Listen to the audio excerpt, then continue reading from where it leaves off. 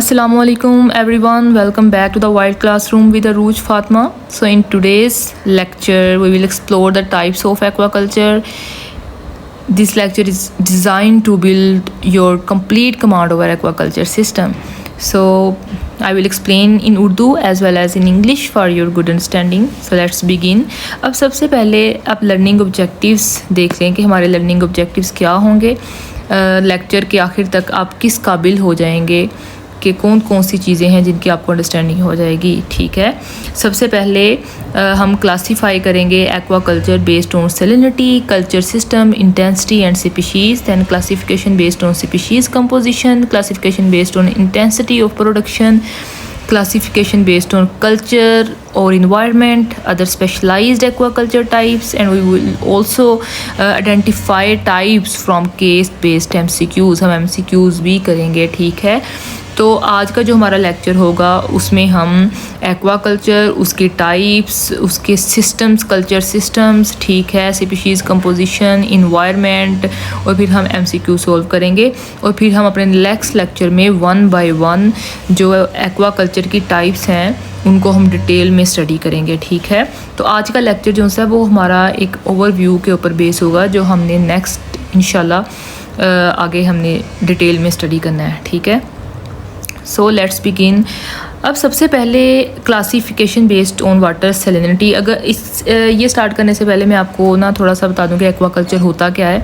वैसे मैंने, अगर आप मेरा प्रीवियस लेक्चर देखें एक्वाकल्चर पर और फिशरीज़ पर, तो उसमें मैंने डिटेल से एक्सप्लेन किया है, तो आप वो लेक्चर ज़रूर देखिएगा. ठीक है, अब एक्वाकल्चर बिल्कुल आप एग्रीकल्चर की तरह ले लें. एग्रीकल्चर में हम क्या करते हैं कि मिट्टी के ऊपर हम फसलों की कल्टीवेशन करवाते हैं. ठीक है, अब एक्वाकल्चर जो सा है ये अंडर वाटर एग्रीकल्चर है. अब समझ लेंगे पानी के अंदर एग्रीकल्चर है जिसमें हम एक्वाटिक एनिमल्स और एक्वाटिक प्लांट्स की कल्टीवेशन करवाते हैं. ठीक है, उनकी फार्मिंग करवाते हैं. अब इसमें फिशेस आ जाती हैं, मोलस्क्स आ जाते हैं, क्रस्टेशियंस आ जाते हैं, एक्वाटिक प्लांट्स आ जाते हैं. ठीक है, और इसकी बहुत अहमियत है एक्वाकल्चर की. इससे जो सा ओवर फिशिंग है, जो हमारे नेचर रिसोर्सेज में ओवर फिशिंग हम करते हैं क्योंकि हमारे पास और कोई मुतबादिल मौजूद नहीं होते, तो वो कम होगी.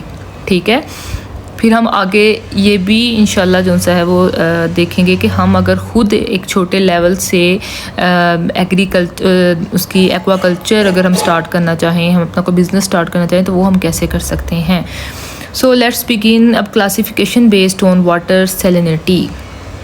अब आपको पता होना चाहिए कि सैलिनिटी क्या है. ठीक है, सैलिनिटी का मतलब है कि how salty the water is. ठीक है, how salty the water is, कि पानी जो सा है उसमें कितनी नमकियात हैं, वो कितना नमकीन है. एक्वाकल्चर करने से पहले हमें इस चीज़ को मद्देनज़र रखना चाहिए. हमारा फर्स्ट स्टेप ही ये होता है कि हमने चेक करना होता है कि हम कौन सी टाइप का एक्वाकल्चर करवाना चाह रहे हैं, फ्रेश वाटर, ब्रैकिश या मैरीन. ठीक है, अब फ़िश जो सी होती हैं they can grow in different types of water based on how salty it is. के हर मछली जो सी होती है, कुछ मछलियाँ होती हैं कि वो फ्रेश वाटर में अच्छी तरह ग्रो कर जाती हैं, उनके लिए वो इन्वायरमेंट ज़्यादा सस्टेनेबल होता है.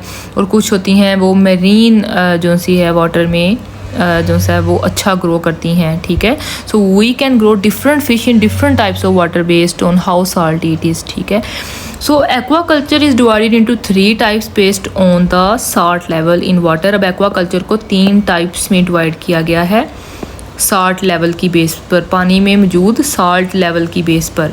अब सबसे पहले हम देखेंगे फ्रेश वाटर एक्वाकल्चर. ठीक है, अब मैं इसकी एग्जांपल मैंने दी हुई है. एग्जांपल स्पीशीज़ कौन कौन सी हैं, फेमस लोकेशन इन पाकिस्तान कौन सी हैं. ठीक है, अभी मैं आपको ओवरव्यू दे रही हूँ. नेक्स्ट हमने फ़्रेश वाटर को डिटेल में स्टडी करना है. अब फ्रेश वाटर एक्वाकल्चर होता क्या है. ठीक है, इसका हम फ्रेश वाटर एक्वाकल्चर में एक तो आपने याद रखना है कि very little salt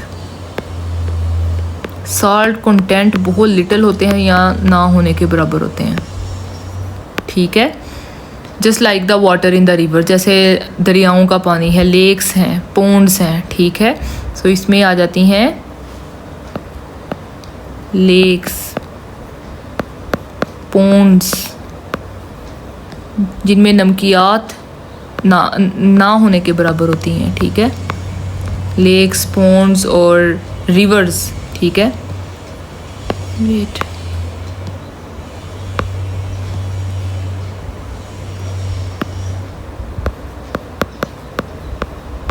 reverse, Pond's, ठीक है। अब फेमस फिश इसमें कौन कौन सी है? Wait a minute. Famous fishes में रोहू है, ब्राइगल है, कॉमन कार्प है, ठीक है।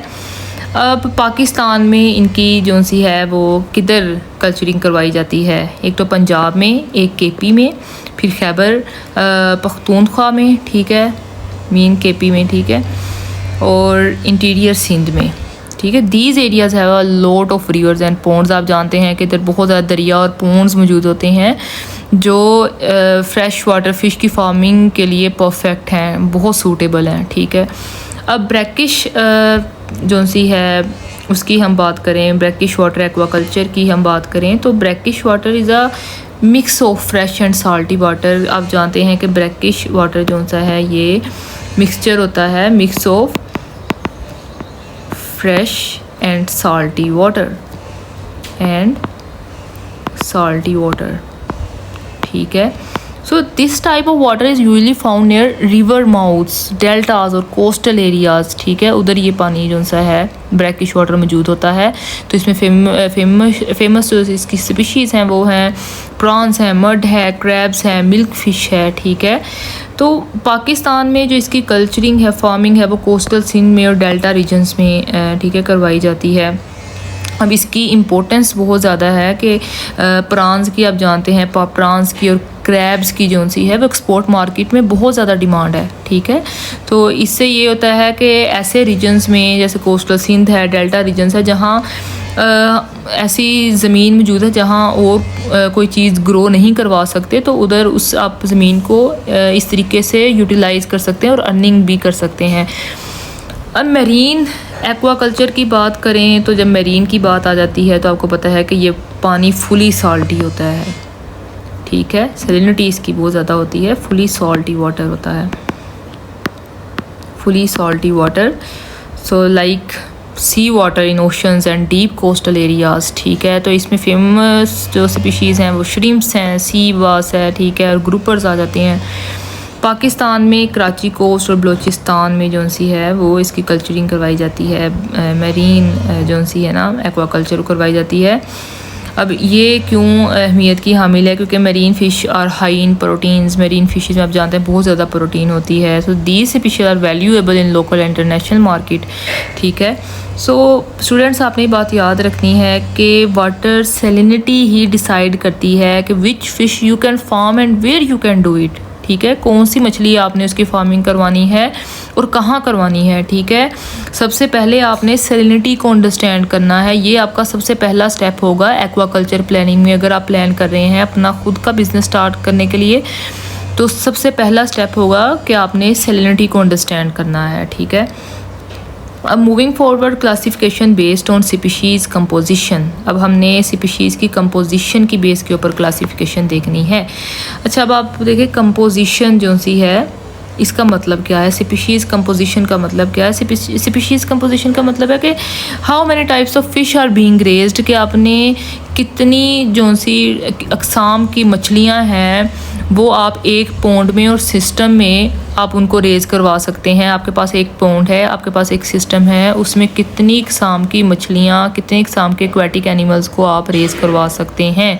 तो इसकी बेस के ऊपर इसकी दो टाइप्स हैं, मोनोकल्चर एंड पॉलीकल्चर। मोनो आपको नाम से ही पता चल रहा है, मोनो का मतलब होता है वन, ठीक है, और कल्चर आपको पता है कि फार्मिंग को कहते हैं, कल्चर मीन फार्मिंग।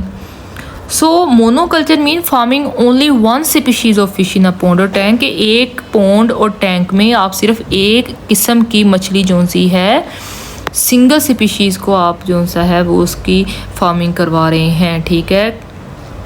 अब एग्जांपल आप इसकी ले लें कि एक पौंड में आप सिर्फ रहू जो सी है उसको रेज़ करवा रहे हैं, ठीक है। Only rohu is raise in a pond, no other species. अब ये फार्मर्स के लिए कैसे जो सा है ये अहमियत की हामिल है। इसके बेनिफिट्स भी हैं, ठीक है, ड्रॉबैक्स भी हैं। बेनिफिट देखें तो एक तो ईज़ी टू मैनेज है, ईज़ी टू मैनेज आसानी से कर सकते हैं, ठीक है। और फोकस फीडिंग होगी क्योंकि एक ही हमारे पास स्पीशीज़ है तो उसकी फोकस्ड फीडिंग होगी, एक ही तरह की फीड जो सी है वो आप उसको प्रोवाइड कर रहे हैं। नेक्स्ट सिंपल डिज़ीज़ कंट्रोल आपके लिए आसान होगा। लेकिन अगर ड्रॉबैक देखें, अगर डिज़ीज़ कोई जो सी है उसकी आउटब्रेक हो जाती है तो वो बहुत रिस्की होता है क्योंकि आपका पूरा स्टॉक जो सा है, entire stock can be lost, आपका पूरा स्टॉक जो सा है वो ख़त्म हो सकता है, ठीक है। अब इसका एक ड्रॉबैक ये भी है कि lace use of available pond resources. जैसे मैंने आपको पिछले एक्वाकल्चर के लेक्चर में बताया था कि मोनोकल्चर में क्या होता है कि एक स्पीशीज़ है, अगर वो सरफेस फीडर है तो वो सरफेस पे ही फीड कर रही है, ठीक है। मिडल लेवल जो सा आपका बॉटम है, ठीक है, वो यूटिलाइज़ नहीं हो रहा। इसी तरह पॉली कल्चर में ये होता है कि हम डिफरेंट जो सी हैं वो स्पीशीज़ को एक ही पॉन्ड में या उसमें हम ग्रो करवा रहे होते हैं। तो वो आपके जो तीनों लेवल हैं, लेयर्स हैं, कुछ सरफेस फीडर होती हैं, कुछ मिडल लेयर फीडर होती हैं, कुछ बॉटम फीडर होती हैं, तो वो सारा आपका जो सा एरिया है वो यूटिलाइज़ हो रहा होता है, ठीक है। ये अब हम नेक्स्ट देखते हैं पॉली कल्चर। पॉली आपको नाम से पता चल रहा है, पॉली मीन मैनी, ठीक है।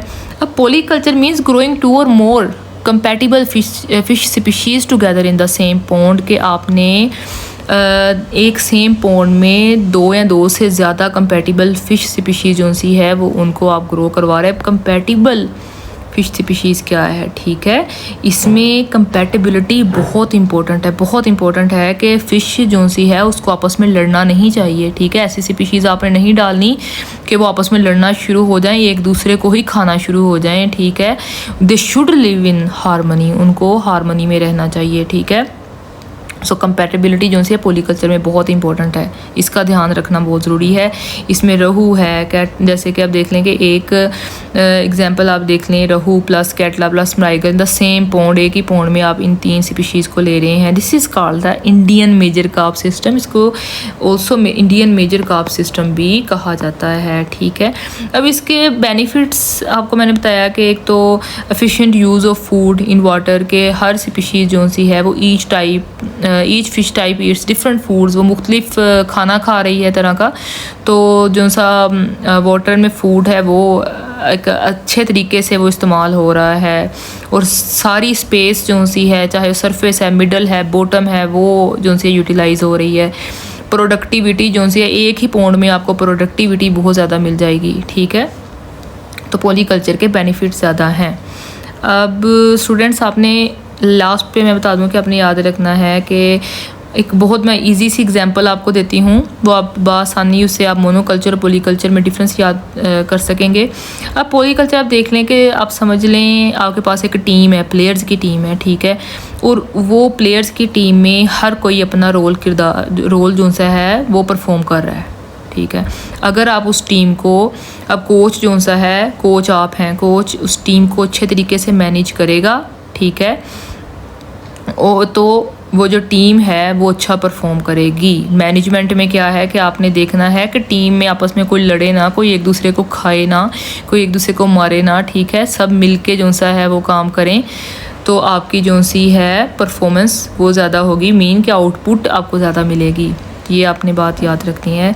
Next moving forward, classification based on intensity of production. अब इंटेंसिटी ऑफ प्रोडक्शन की बेस के ऊपर हम इसकी क्लासिफिकेशन देखेंगे। So this classification is about how much effort, feed and care is used in fish farming, कि कितनी आपको मेहनत करनी पड़ेगी, कितना आपको खाना देना पड़ेगा। तो it is based on effort, feed and care, कि आपको कितनी कितनी इनपुट देनी पड़ेगी तो आपको उसकी आउटपुट कितनी मिलेगी, ठीक है। तो ये क्लासिफिकेशन इसकी बेस के ऊपर है। अब there are 3 types based on input and output. Output और इनपुट की बेस के ऊपर 3 टाइप्स हैं। सबसे पहले एक्सटेंसिव एक्वाकल्चर देख लें तो एक्सटेंसिव एक्वाकल्चर जैसे कि farmers rely only on natural food in the pond like plankton and algae, ठीक है। अब एक्सटेंसिव में क्या होता है कि जो फार्मर्स हैं वो सिर्फ नेचुरल फीड के ऊपर रिलाई कर रहे होते हैं जो पानी में पहले से मौजूद होता है। कोई आर्टिफिशियल फीड नहीं दी जा रही होती, नो आर्टिफिशियल फीड, ठीक है, नो आर्टिफिशियल फीड। अब आर्टिफिशियल फीड कोई नहीं दी जा रही होती, मतलब कि कहीं के इनपुट नहीं दी जा रही होती, ओके। इनपुट बहुत लो होगी, कोई मशीन्स और केमिकल्स का इस्तेमाल नहीं किया जा रहा होता, नो के मशीन्स और केमिकल्स। प्रोडक्टिविटी इसकी अराउंड होगी 500 से 1000 किलोग्राम पर हेक्टेयर, ठीक है।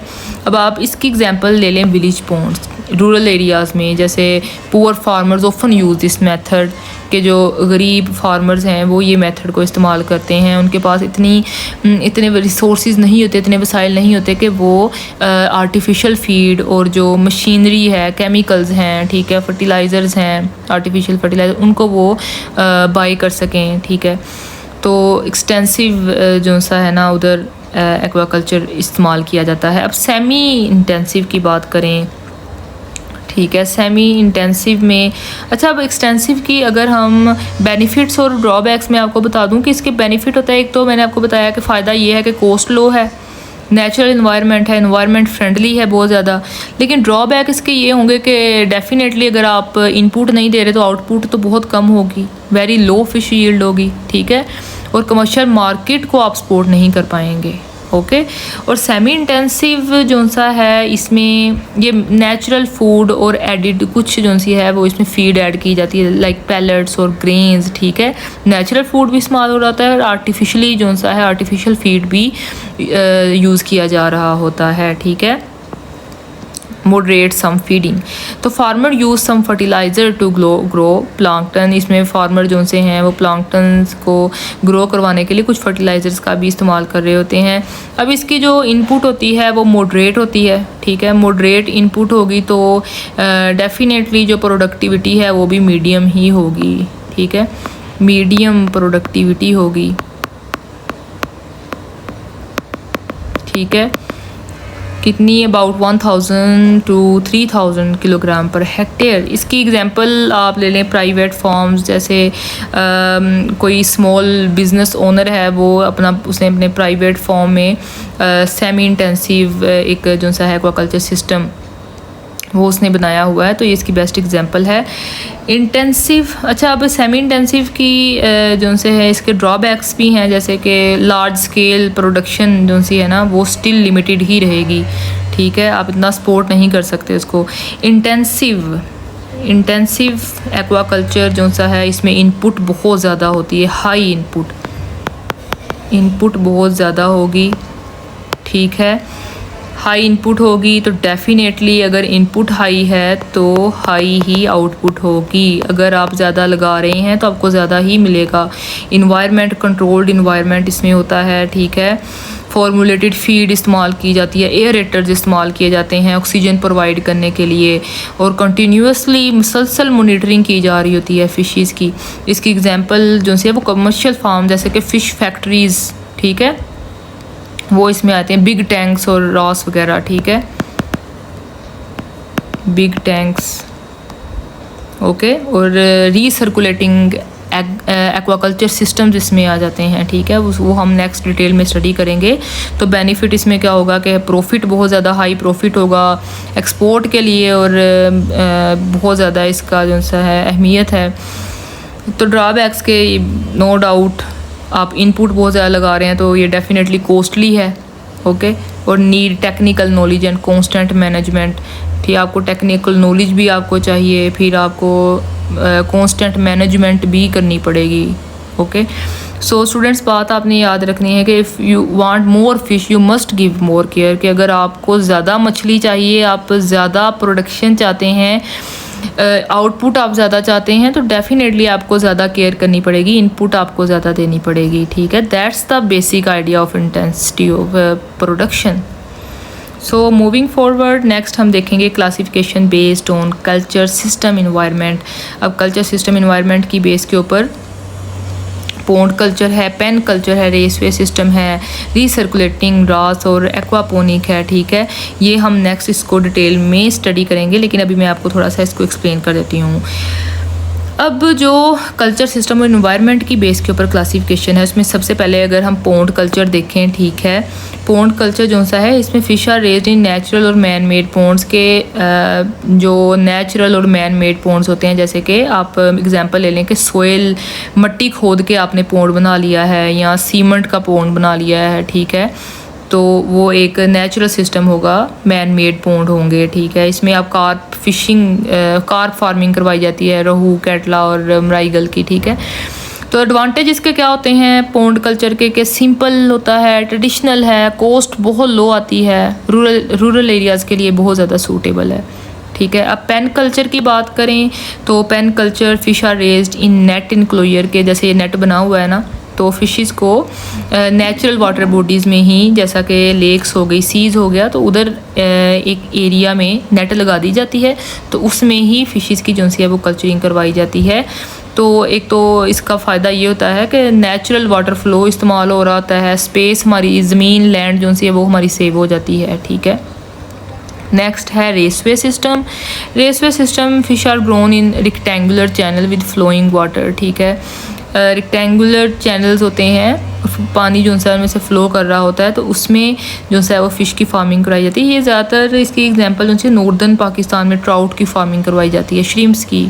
ठीक है, मिल्क फ़िश इसमें आ जाती है। तो एडवांटेज अब इसका रेसवे सिस्टम का ये होता है कि एक तो हाई ऑक्सीजन लेवल मिल रहा होता है, आपको पता है कि पानी जो मुसलसल फ़्लो कर रहा होता है, ऑक्सीजन लेवल हाई रहेगा, वेस्ट रिमूवल सब आसानी हो जाएगा। इसको भी हम डिटेल में स्टडी करेंगे, फिर हम इसके ड्रॉबैक्स भी देखेंगे, हम सारा सिस्टम इसका डिटेल में स्टडी करेंगे। एंड रीसर्कुलेटिंग, ठीक है, नेक्स्ट है रीसर्कुलेटिंग एक्वाकल्चर सिस्टम। अब रीसर्कुलेटिंग एक्वाकल्चर सिस्टम, इसमें क्या होता है कि water is recycled after cleaning through filters and pumps, के पानी को रीसाइकल किया जाता है, वो जो सा है वो पम्प्स में से और फिल्टर्स में से गुजर रहा होता है और फिर पानी साफ़ होता है, फिर इसको दोबारा इस्तेमाल किया जाता है। ठीक है, ये ज़्यादातर डन इन टैंक्स इंडोर्स और कंट्रोल्ड इन्वायरमेंट में जो सा ये तरीका इस्तेमाल किया जाता है। इसकी एग्जांपल है trout in northern Pakistan. Okay, northern Pakistan में ट्राउट की कल्चरिंग। नेक्स्ट है एक्वापोनिक्स।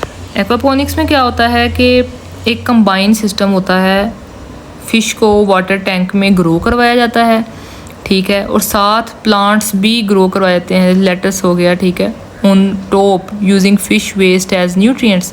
और ये प्लांट जो से होते हैं, ये मछली का जो वेस्ट है उसको एज अ न्यूट्रिएंट यूज़ कर रहे होते हैं, मतलब कि एक टाइम में दो काम जो से वो किए जा रहे होते हैं, एक तरफ फ़िश को ग्रो करवाया जा रहा होता है, एक साथ ही प्लांट्स को भी ग्रो करवाया जा रहा होता है।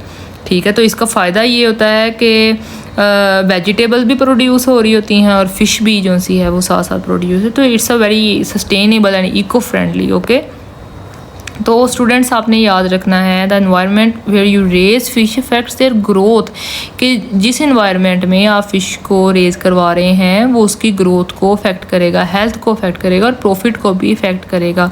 सो जैसे कि मॉडर्न सिस्टम की मैंने बात की, ठीक है, जिसमें रीसर्कुलेटिंग सिस्टम जो हमने देखा, एक्वापोनिक देखा, तो are the future of sustainable aquaculture. ये जो से ये फ्यूचर हैं, फ्यूचर में फ्यूचर जो सी सस्टेनेबल एक्वाकल्चर फार्मिंग है उसके लिए बहुत ज़्यादा बेनिफिशियल हैं। ठीक है, so next moving forward other specialised aquaculture types हम देखें तो इसमें इंटीग्रेटेड फ़िश फार्मिंग है, ऑर्नामेंटल फ़िश फार्मिंग है, कोल्ड वाटर एक्वाकल्चर है। ठीक है, अब integrated fish farming is combined with other activities. अब इंटीग्रेटेड वर्ड से आपको पता चल रहा है कि फ़िश फार्मिंग के साथ साथ दूसरी एक्टिविटीज़ को भी उसमें शामिल किया जाएगा। ठीक है, लाइफ स्टॉक को, क्रॉप्स को। ठीक है, जैसे कि आप मिसाल ले लें, ये पिक्चर में भी ऐसे शो हो रहा है कि आप साथ साथ डक्स जो सी हैं, जो बतखें हैं, उनको भी आप उनकी फार्मिंग भी कर सकते हैं, चिकन्स की भी कर सकते हैं, गोट्स भी की भी कर सकते हैं। और जो उनका जैसे कि आप डक फिश सिस्टम की अगर एग्जांपल देखें तो डक फिश सिस्टम में क्या होता है कि जो डक होती है वो पोंड में स्विम कर रही होती है, और जो उसकी वेस्ट मटेरियल होता है, जो उसकी ड्रॉपिंग होती हैं, वो नेचुरल फर्टिलाइज़र के तौर पर काम कर रही होती हैं, और उससे क्या होता है कि एल्गी ग्रो करती है और मछली उसको खाती है। ठीक है, तो देखें कि डक होगी, अब डक की ड्रॉपिंग मतलब कि डक का जो वेस्ट है, ठीक है, डक के वेस्ट जो सा है वो नेचुरल फर्टिलाइज़र के तौर पर काम करेगा। ड्रॉपिंग से क्या हुआ, उसने फर्टिलाइज़र के तौर पर काम किया, और एल्गी जो सी है वो ग्रो हुई, और उसको फ़िश ने ईट किया, फ़िश ने खा लिया एल्गी को, वो फ़िश के फूड के तौर पर काम आई। ठीक है, इसी तरह इसकी एग्जांपल है राइस फिश सिस्टम भी है। ठीक है, तो उसमें क्या होता है कि fishes are raised in flooded rice fields. ठीक है, इसको भी हम आगे डिटेल में पढ़ेंगे। ऑर्नामेंटल फ़िश कल्चर की अगर हम बात करें तो ornamental fish culture it's a farming of colourful fish that are use in home और कमर्शियल। ठीक है, एक्वेरियम्स जो हम घरों में खूबसूरती के लिए मछलियाँ जो सी रखते हैं, तो ये उनकी कल्चरिंग में इस्तेमाल होता है। ठीक है, ये फूड के लिए इस्तेमाल नहीं होता, फॉर डेकोरेशन एंड ट्रेड। ठीक है, अब इसमें गोल्ड फिश आ जाती हैं। ठीक है, एग्जाम्पल अगर हम आप देखें इसकी, तो इसमें गोल्ड फिश होती हैं, और इसमें I think yes angel fish भी इसमें शामिल है। यस, ओके, तो क्लाउन फिश भी इसमें जो सी है वो शामिल होती है। अब बेनिफिट इसके आपको पता है कि नो डाउट के मार्केट में वैल्यू इसकी बहुत ज़्यादा है। स्मॉल टैंक्स जो से हैं वो इसके लिए रिक्वायर होते हैं।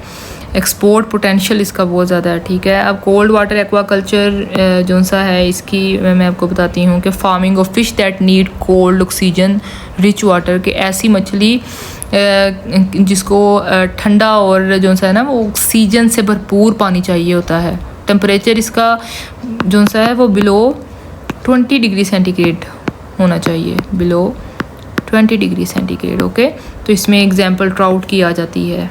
ठीक है, so northern hilly areas like Gilgit, Swat, Murree, Azad Kashmir, ठीक है, इन एरियाज़ में जो सा है इन फिशेस की कल्चरिंग करवाई जाती है।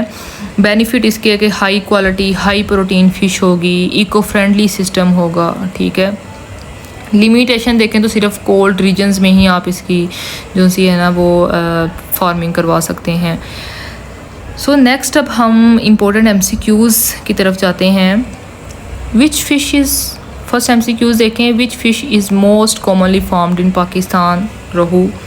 मोस्टली जो सी पाकिस्तान में कॉमनली फार्म करवाई जाती है वो रोहू है। ठीक है, नेक्स्ट है which province in Pakistan leads in fresh water aquaculture production? So it's Punjab. Next है trout is commonly farmed in which regions of Pakistan? अब ट्राउट जो सी है वो नॉर्दर्न एरियाज़ में जो सा है वो पाकिस्तान के नॉर्दर्न एरियाज़ में फार्म करवाई जाती है, क्योंकि आप जानते हैं trout is a cold water fish which means it needs clean, cold, oxygen-rich water to survive and grow. So such conditions are available only in the northern hilly regions of Pakistan. ठीक है, ये सिर्फ जो पाकिस्तान के northern हिली regions हैं उधर ऐसी कंडीशंस अवेलेबल होंगी, जैसे स्वात है, गिलगित बल्तिस्तान है, आज़ाद कश्मीर है, मरी है एंड अपर कागान वैली है। ठीक है, so these regions have natural spring water and mountain streams ideal for trout farming. So students always remember trout is cold is equal to cold northern Pakistan. ठीक है, that's why you won't find trout farming in hot areas like Sindh और Balochistan.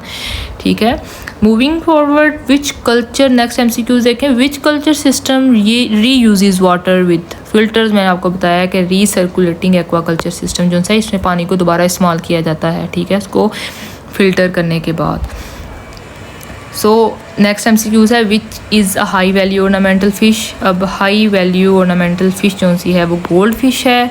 Ornamental fish का मैंने बताया कि are colourful fish use for aquarium and decorative purpose, कि इनको decoration के लिए और जो सा है वो एक्वेरियम्स वगैरह के लिए यूज़ किया जाता है, ये खाने के लिए इस्तेमाल नहीं होती। तो gold fish is one of the most popular ornamental fish around the world. पूरी दुनिया में जो गोल्ड फिश है ये बहुत फेमस ऑर्नामेंटल फ़िश है। ठीक है, पॉपुलर ऑर्नामेंटल फ़िश है।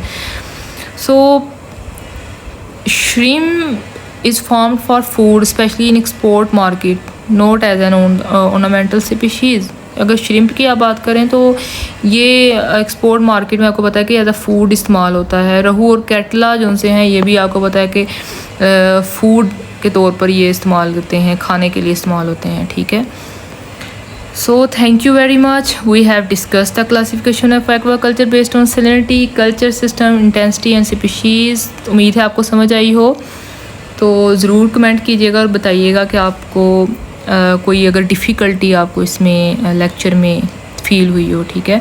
तो नेक्स्ट हम 1 बाय 1 इंशाल्लाह डिटेल में हर जो टाइप है एक्वाकल्चर की उसको स्टडी करेंगे। सो अल्लाह हाफिज़।